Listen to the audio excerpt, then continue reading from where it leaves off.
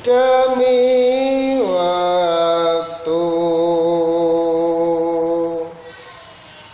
utawi wanci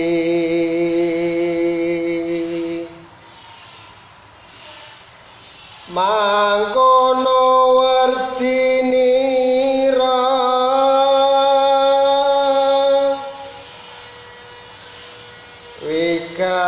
wigatining wektu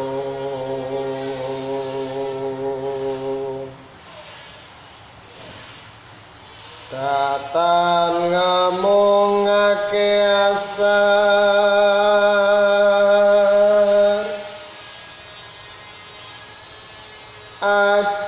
ajining wektu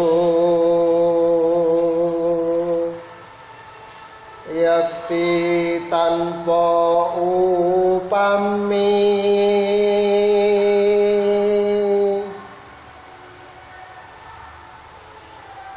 yuwa kongsi tanpa guna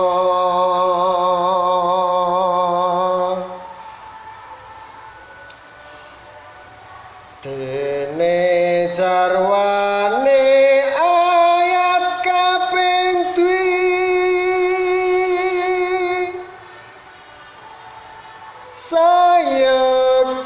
sayektine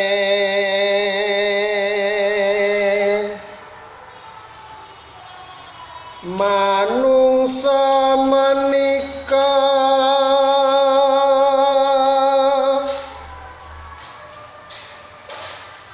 padha kapitunan kabeh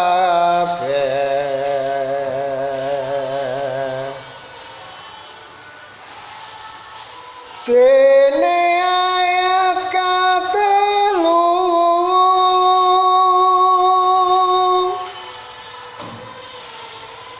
kejaba wong kang padha mukmin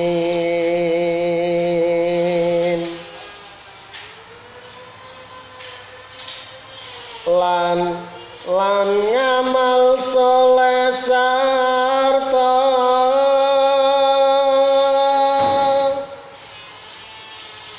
gelem suka pimut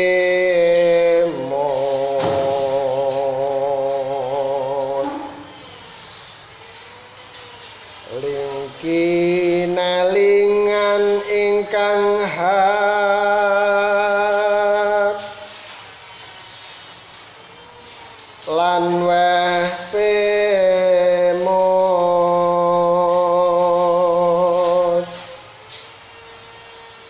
netepi sabar sayekti